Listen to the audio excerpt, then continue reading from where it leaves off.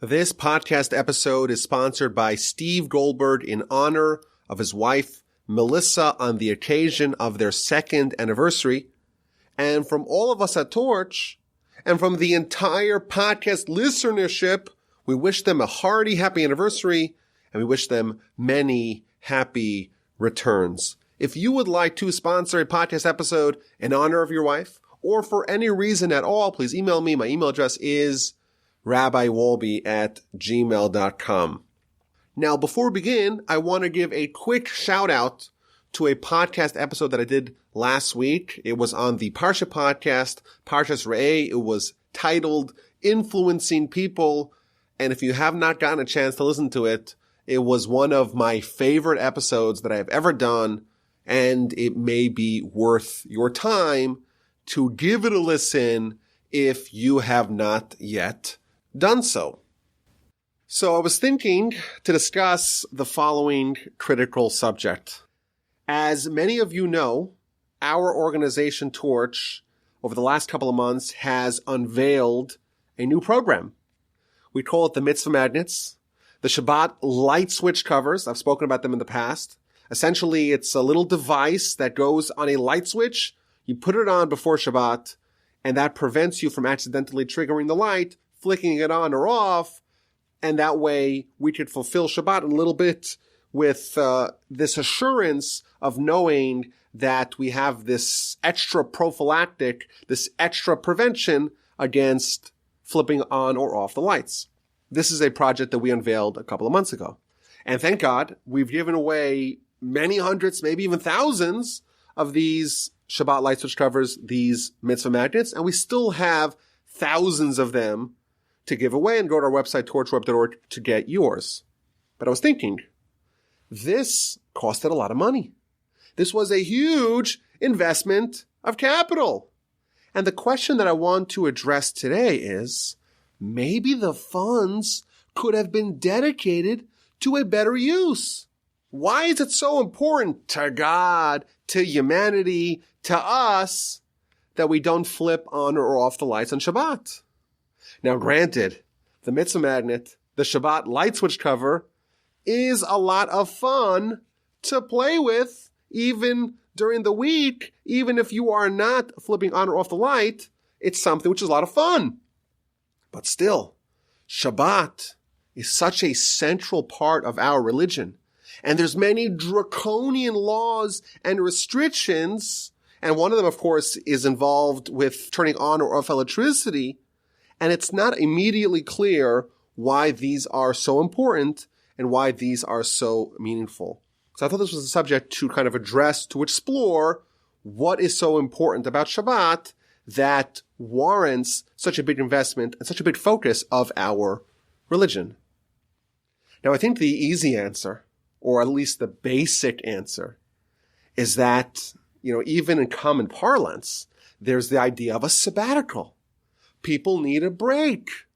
People want to spend time with their family. You want to rest. You want to relax. You want to unwind. You want to enjoy. Shabbat is something of a reprieve from the chaos and the insanity of the week. And you know what? Even in secular circles, even in non-Jewish circles, the idea of a technology sabbatical is in vogue. This idea of one day, you take off your phone, you go off social media, you don't see all the nonsense on Twitter and Facebook. You have a little bit of peace of mind. You have serenity of a little break from the fire hose of nonsense that we always are connected to with the television, with the internet, with the social media, with our phones. Untether yourself from the chaos and have some peace and serenity and tranquility. And that, by the way, is not only a Jewish idea, it's now becoming widespread in the world at large. And of course, that's true. And Shabbat is about that. It's about relaxation, rest, and a little bit of a reprieve, of a break from all the insanity of the week. What I want to explore today, I want to go a little bit deeper in this subject. Shabbat, of course, is about rest, relaxation, rejuvenation, renewal.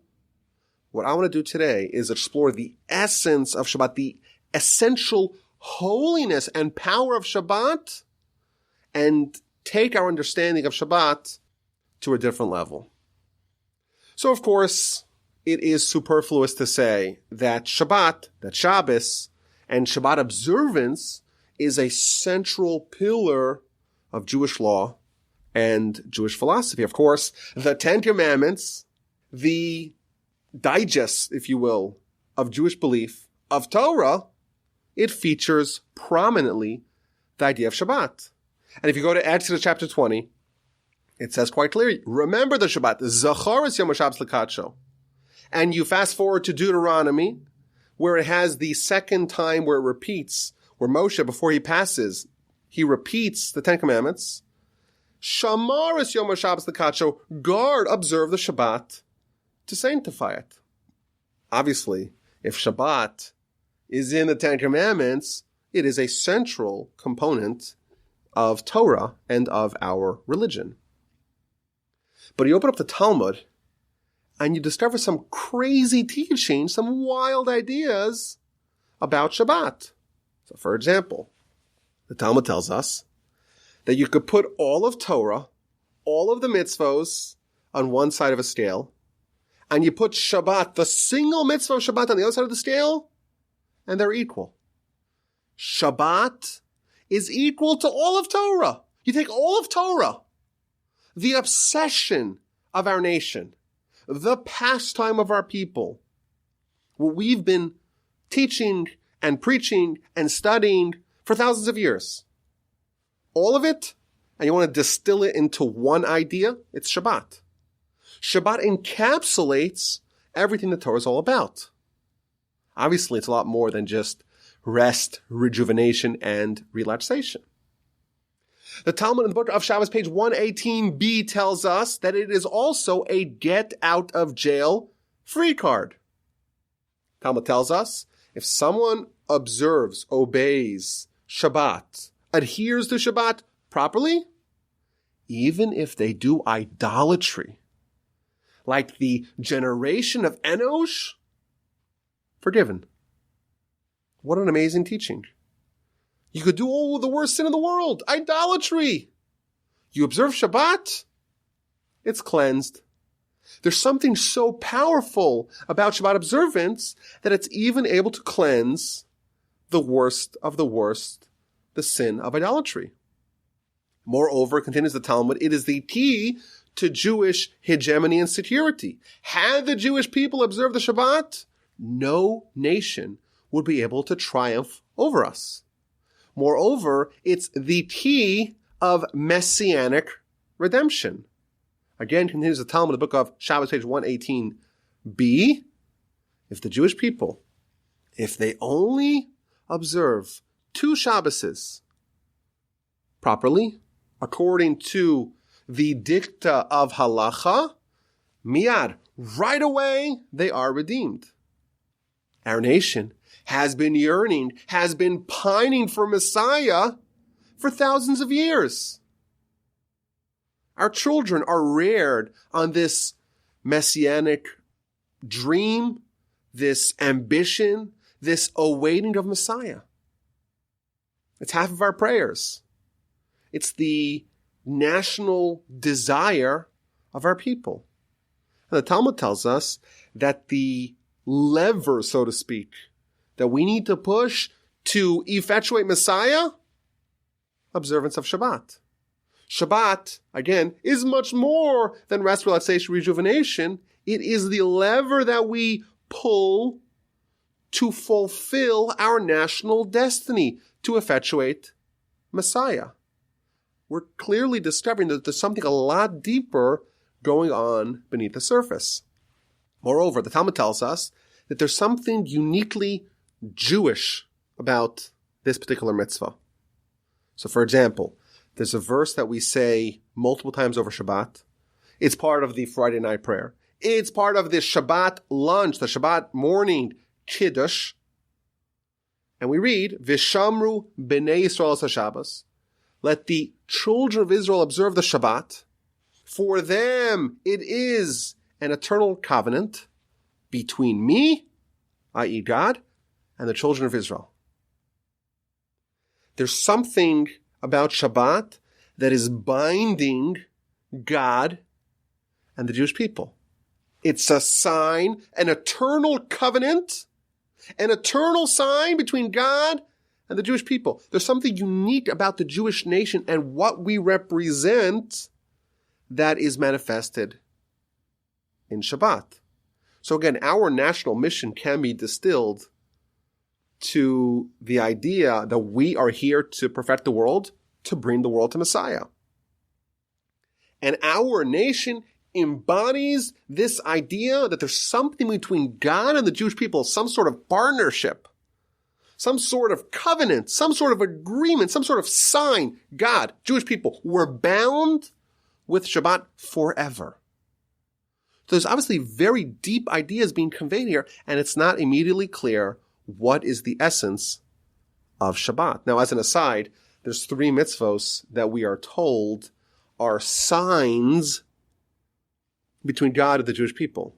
And they are circumcision, and tefillin, and Shabbat.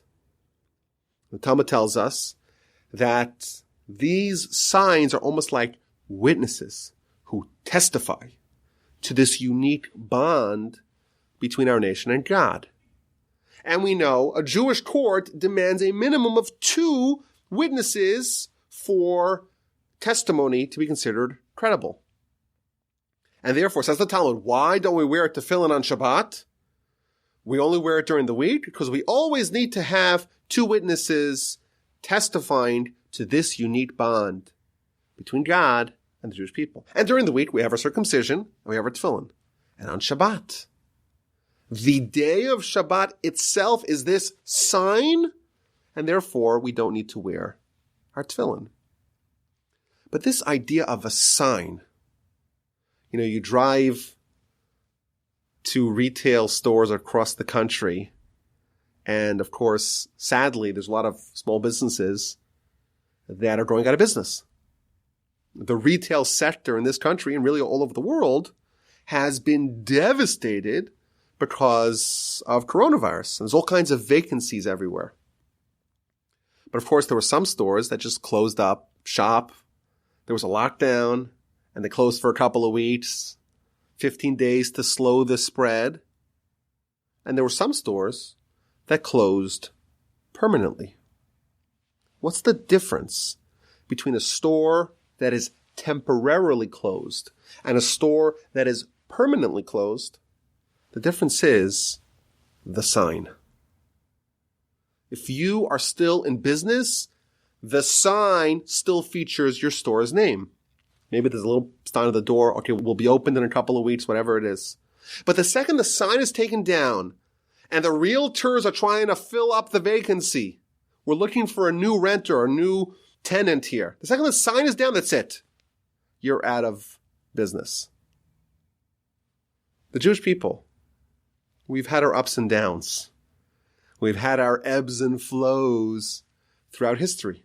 Times where our relationship with God was rock solid, nice and tight. And times, of course, where our relationship to God waned a little bit.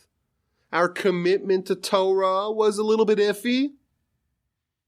We might have been teetering on going out of business, if you will. The business of the Jewish nation. But if the sign is still there, still a sign, if there's still Shabbat and tefillin and circumcision, we're still in business. Things might be a little rough. The year-over-year sales may be a little bit questionable. The street's not so happy with us. We're still alive. We're still kicking. We're still in business. Shabbat is our sign. It's our ID, identification. We're still in the game. We're still fighting the good fight. We are still on this path, this inexorable path to fulfilling our destiny. There's something clearly very deep about what Shabbat represents. This is the bind between God and the Jewish people. Traditionally, when you walk home from shul on Friday night, Our sages tell us that there are angels that are accompanying us back from shul. And in fact, there's a prayer that we say, or it's a song, the Shalom Aleichem prayer. And what does it mean? Shalom Aleichem, peace be unto you, Malachei Ashares, the heavenly angels. And we say, peace be unto you, that's the first stanza. Boachem l'shalom, come in peace. Barchuni l'shalom, bless me in peace. And the fourth stanza, Tzeitchem l'shalom, leave in peace. This is before we start the meal. Is that Jewish hospitality? You have the angels come, you ask them for a blessing, and you boot them out of the house? That's the answer. Shabbat is such subliminal holiness, but it's only between God and the Jewish people. Beini uvein bnei Yisrael, between me and between the Jewish people. No one else is invited. Not the angels, not the non-Jews, nobody. It's God and the Jewish people. So there's obviously something very deep. There's a secret of Shabbat, and I think it's worthwhile to ask the question, what is the deeper meaning of Shabbat? What's the deeper insight of Shabbat that makes it emblematic of all of Torah? That makes it the key to redemption, the key to fulfilling our national mission. That makes it what our nation stands for, the bond between God and the Jewish people. We're called the chosen nation. Here we're told that if you want to figure out what we're chosen for, you have to look at where we are special, where our uniqueness is being accentuated. And we're told it's in Shabbos. You want to find out what it means, chosen people, what the Jewish nation, so to speak, what we need to fulfill, you got to look at Shabbos. So what is it? So I think the answer, or at least the opening of the answer, can be found in a very interesting teaching in the Talmud, in the book of Shabbos, page 10b. The Talmud tells us that if you give a gift to your fellow man, you must inform them that you gave him a gift. You do a favor for someone. You have to let them know. You have to reveal that to them. And the example, says the Talmud, God gave the Jewish people a gift, and God gave the Jewish people the gift via Moses, and God tells Moses, I have a wonderful gift from my treasure house, and its name is Shabbat, and I want to give it to the Jewish people. Go and inform them of this gift. The Talmud is revealing to us something fantastic. A mitzvah is a commandment. A mitzvah is a law. A mitzvah is an edict. A mitzvah is the Almighty giving us a directive. Shabbat, that's a gift. That's the Almighty going to His treasure house, going to something which is so holy, which is the inner sanctum of holiness, pulling it out, giving it to Moshe, telling him, go give it to the Jewish people, and go inform them, this is a gift that I'm giving to them. The Talmud is telling us that Shabbat is different than every other mitzvah. Every mitzvah is a commandment. This is a gift. And Moshe is told, go inform them of this gift. Meaning, the Jewish people, when they get the gift and they unpack it, they are likely to say, this is the gift that you gave me? I don't want this gift. Return to sender. I don't appreciate such gifts. I'd rather not have it. The Talmud's indicating is that this is a gift, but we don't recognize that it's a gift. And therefore God says to Moshe, go inform them. There's something, if you deliver this gift to them, they're not going to initially realize its value. You have to go inform them of its value. There's a Hasidic tale that's told of Reb Shmelka of Nikolsburg, one of the early Hasidic masters. There was someone who was very poor. A pauper comes to his home and asked him for money. Now, this great rabbi, this great Hasidic master himself was also a pauper. So he had nothing to give him. And then he remembers that his wife, when she got married, by her wedding day, there was a veil that she wore, and it was bedecked with fake pearls. But it was still worth something. Fake pearls still worth something. So he ran to his closet, this great Hasidic master, and said, "Oh, I actually have something of value that I could give you so you could sell it and make some money off of it. It's fake pearls, but it's worth something." So he gives it to the man. Go sell it and go use the proceeds to help you in your plight.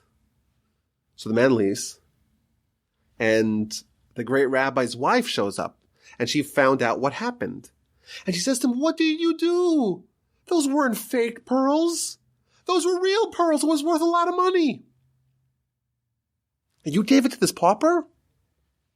So he runs out after the guy, and he screams at him, "They're not fake. They're real. Make sure when you sell them for a lot of money. Don't sell them as if they were fake." This is the story of Shabbos. We get the pearls, and we think, yeah, okay, it's nice. We can relax, rejuvenation, take a day off from work. We think it's fake pearls. And Moshe tells us, no, you have to go inform them. You have to know that there's something really secretive. You can't necessarily tell, but it really is exceptionally valuable. This is a gift from God, says the Talmud, that we are likely to undervalue. And therefore Moshe needs to inform us of its true value. And again, the question can be raised. Shabbos is a great gift. It seems like a great nuisance. All kinds of laws and restrictions and draconian rules. 39 categories of work that is prohibited. Voluminous, mountainous, rabbinic laws. Every aspect of your life is governed by these Shabbat laws.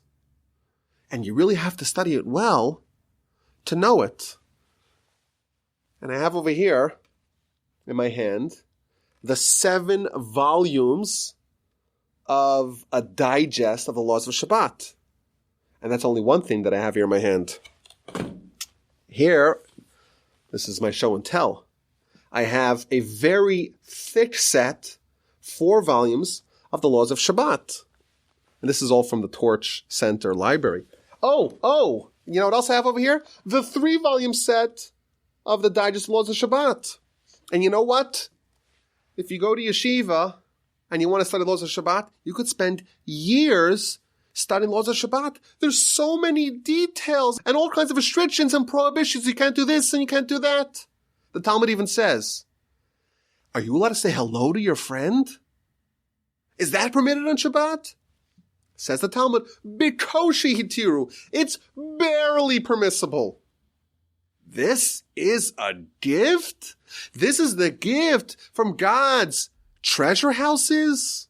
This is something which is so wonderful? What's the gift? What is the secret? What is this wonderful gift of Shabbat that is so transformative, that's so emblematic of the Jewish people? What we represent, that equals all of Torah, that is the key to unlocking the great mystery of redemption. What is Shabbat really all about? So I want to suggest an approach based upon an amazing Ramban. This is actually on the 10 Commandments, the Ramban's commentary on the book of Exodus. And the subject matter is the fact that if you look at the 10 Commandments, when they actually happen, in the book of Exodus, when it talks about Shabbat, it says, Zachor, remember the Shabbat. And if you fast forward to Deuteronomy, it doesn't say, Zachor, remember the Shabbat. It says, Shamor, guard, observe the Shabbat. And the Ramban is trying to figure out why is there this change. So he quotes the Talmud, and he says, well, the Talmud says that actually Zachor and Shamor, remember the Shabbat, observe the Shabbat, were said together. So what did God say? Zachor and Shamor together, something that humans can't say. Humans can't say two words together. Humans can't even hear two words together. This is a prophetic experience. Zachor and Shamor were said together. Says the Ramban, I'll reveal to you the secret. And it is a secret. He literally calls it a secret. He says, Zachor means male. Shamor refers to female. He points out that on Friday night, at night Kabbalistically is feminine, and day Kabbalistically is masculine. Zachor and Shamor, masculine, feminine. One refers to Friday night, which is feminine, which is why on Shabbat by night, Friday night, we're supposed to say, Boi Kala, come, O bride, feminine. And by day, it is masculine. What it's telling us here is that we have the masculine and the feminine, and on Shabbat, there is a unity. On Shabbat, they're said together. And by the way, our sages tell us, we know in Hebrew, every word is either masculine or feminine. It's one of the rules of Hebrew grammar. Our sages tell us the word Shabbat is both masculine and feminine. The essence of Shabbat is unity of opposites. Continues the Ramban. Zachor, remember the Shabbat, refers to positive mitzvos. Positively, consciously remember the Shabbat. Sanctify the Shabbat. That refers to the relationship of love that we have with God, of mercy that God has to us. Shamor, guard, observe, adhere to the laws of Shabbat. That refers to fear of God. What he's telling us is a very powerful idea. We have a dual relationship with God. There's love of God, and there's fear of God. Avinu, Malkeinu, our Father, our King. The Father that we love, the King that we revere, the King that we're a little bit scared of. We have awe of God, our King. What happens on Shabbat? Shabbat is the unity of that relationship. Love and fear together. Zachor and Shamor together. Okay, what else unites on Shabbat? We have a body, we have a soul. They are opposites. When do they unite? They unite on Shabbat. Says the Talmud, very famous teaching in the Talmud, very advanced, very secretive. I'll reveal to you the secret. On Shabbat, says the Talmud, every person gets an extra soul. Neshama Yisera, an extra soul on Shabbat. Now, what does that mean? Does that mean that on Shabbat you have two souls and only one body? If death is separation of soul and body, is it harder to die on Shabbat? What's going on over here? What's going on is like this, and this is, I'm jumping ahead just to reveal the insight. Normally, there's a conflict. The body says X, the soul says Y, and we have free will, so to speak, caught in between of our opposing and warring impulses. On Shabbat, We have an extra soul. That doesn't mean that we have one soul during the week, a second soul on Shabbat, but only one body on Shabbat. What it means is that for the duration of Shabbat, our soul and our body are united. The body, the erstwhile enemy of the soul, on Shabbat becomes elevated. On Shabbat becomes holy. You have a soul during the week. During the week, the body says no. The body opposes. The body resists the agenda of the soul.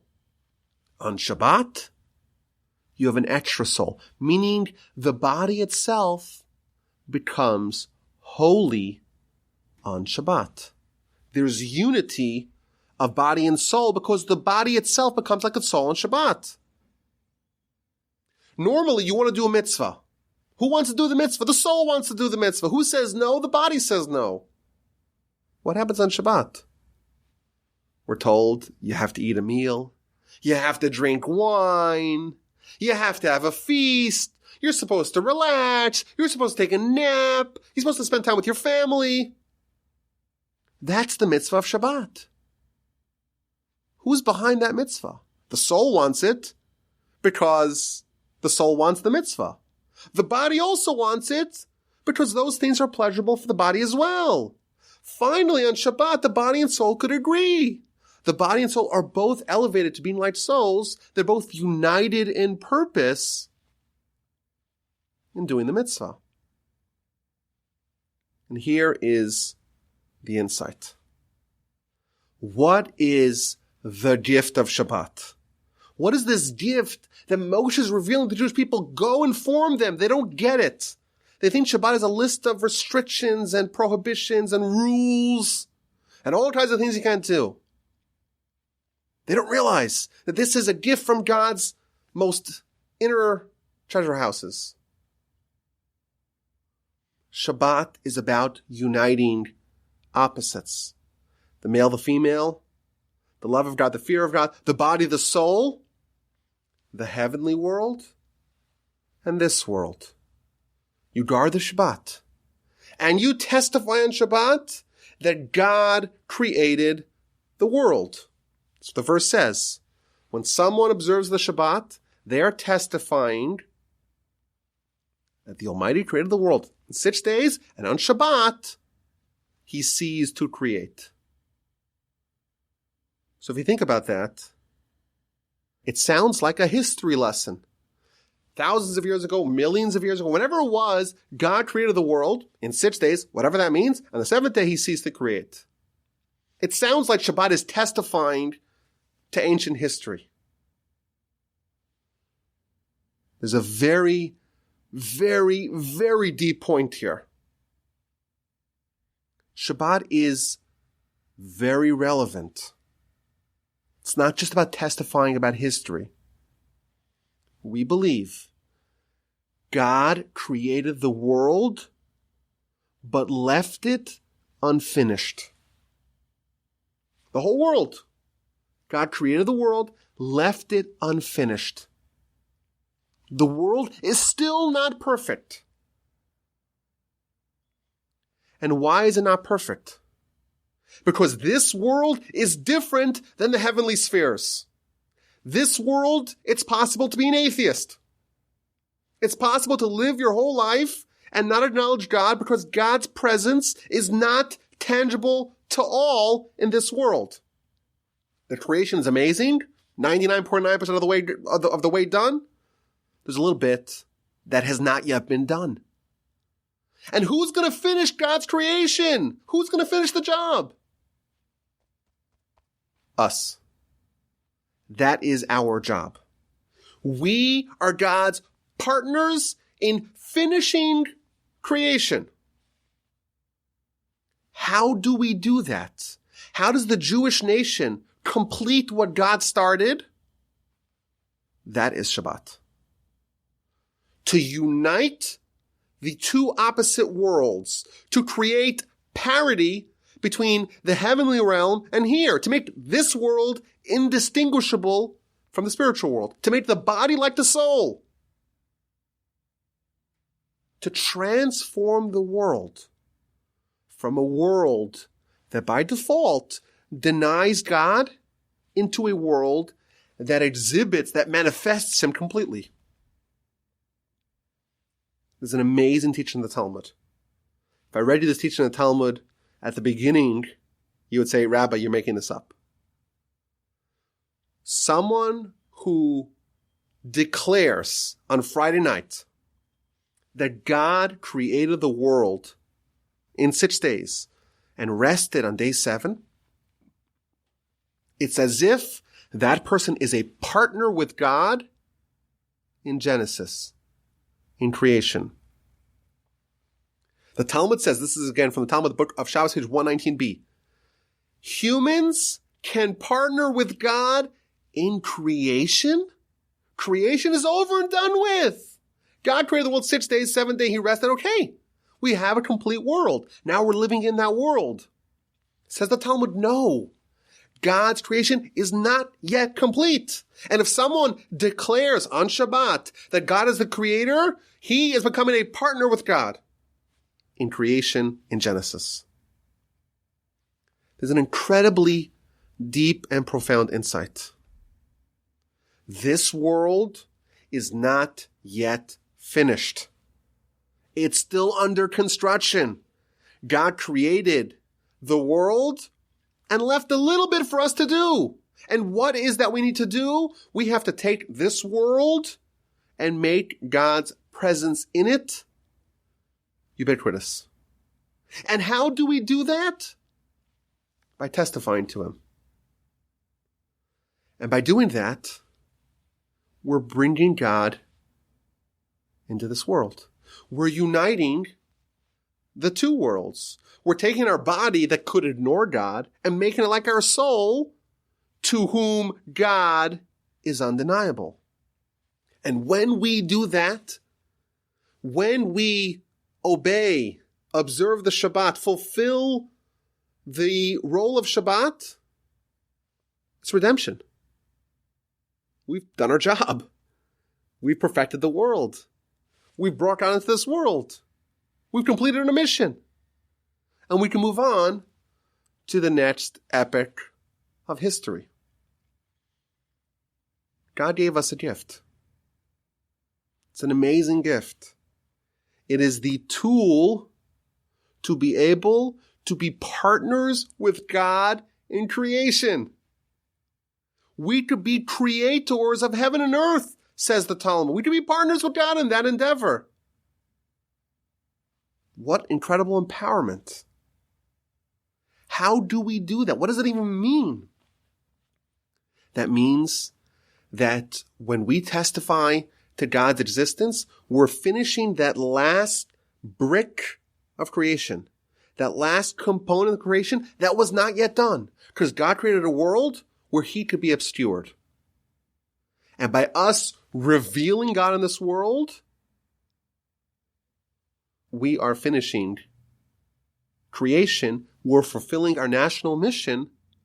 And Messiah, redemption, means we could check off that box. We are now officially partners with God. The job is done. And now it's time to move on to whatever it is that comes next. Zachor and Shamor. Maybe they're opposites. Celebrate Shabbat. Oh, but be terrified that you don't do anything wrong. The male, the female, the heaven, the earth, the body, and the soul. Shabbat.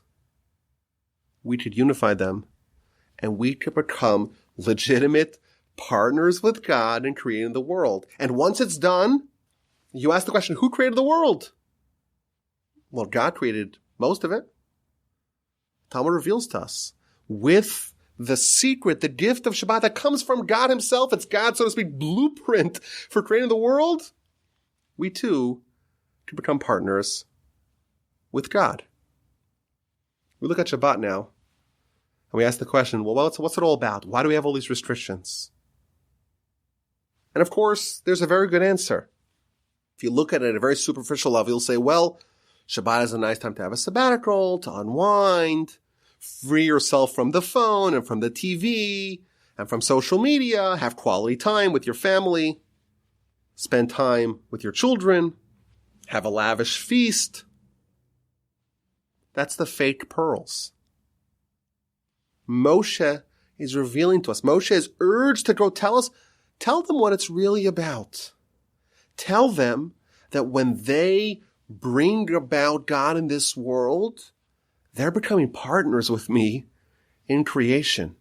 It's not just about looking back at history and being, the honest chroniclers of history. Oh, you should know that. Don't think that it was created by some sort of magic explosion with a big bang that happened on its own. Oh no, God created. That's not what Shabbat's about. Shabbat is about us finishing the job, becoming partners with God, and completing what he began. And by doing that, we have fulfilled our national mission. How do we do it? How do we unite these two worlds? How do we complete creation? We cease from working. We testify that it is only God who has the power. Of course, in heaven, everyone knows that. Of course, our soul already knows that. In this world, it's not yet complete. People can still contest that. People can still deny that. The world's not done. Still under construction. On Shabbat, we withhold from work. And the 39 categories of work that the Kabbalists tell us God used to create the world, from all 39 of them, we abstain. And we say, no, we're not creators. It's only God that's creator. And by doing that, we are exhibiting God in this world, and we are bringing the world towards its perfection, and we are becoming partners with God. So why indeed do we have the mitzvah magnets? Why indeed do we have the Shabbat light switch covers? Why indeed have we spent so much money creating these nifty little things that click on with so much satisfaction? Of course, it's great to play with. And the magnets are just awesome. Who doesn't love magnets? Everyone loves magnets. Why did we invest so much money in this campaign? Why are we shipping dozens, hundreds, thousands of these mitzvah magnets, of these Shabbat light switch covers all over the world? The answer is that by doing this, it's a small step to help bring the world to its perfection.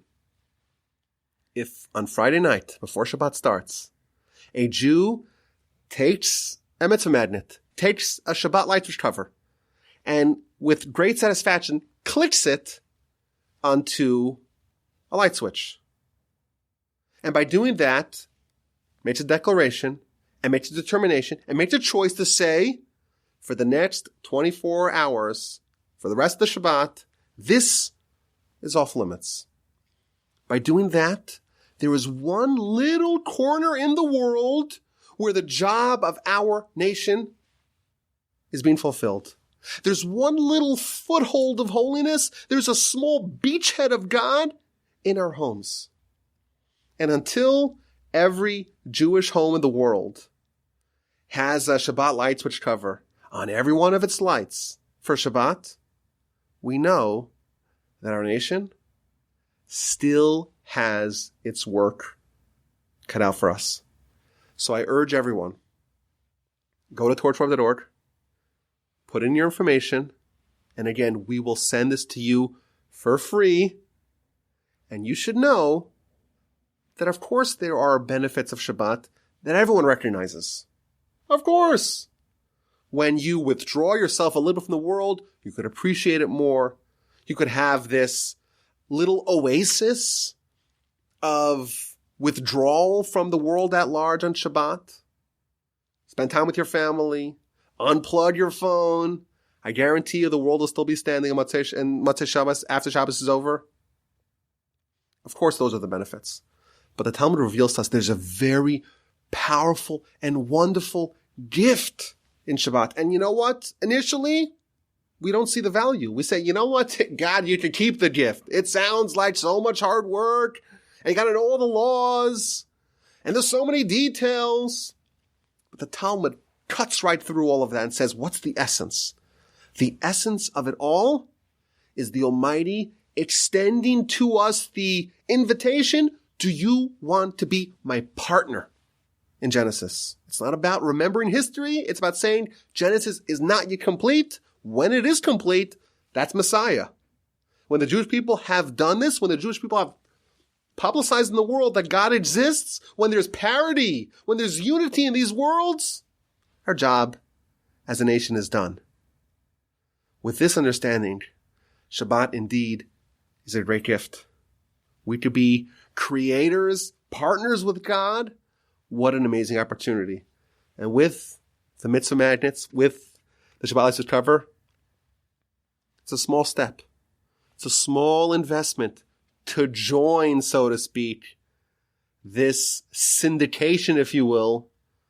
God is saying, God's extending his hand to us and says, okay, Jewish nation, I chose you. You are my people. And it's only you, between me and you. Even the angels are not part of this. The Gentiles are not part of this. This is me and you.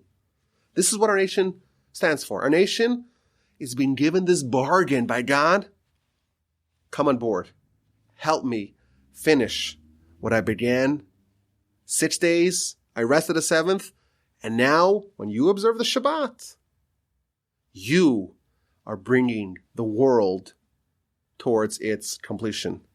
My email address is rabbiwolbe@gmail.com. I'm looking forward to any questions and any comments and any feedback of any sort.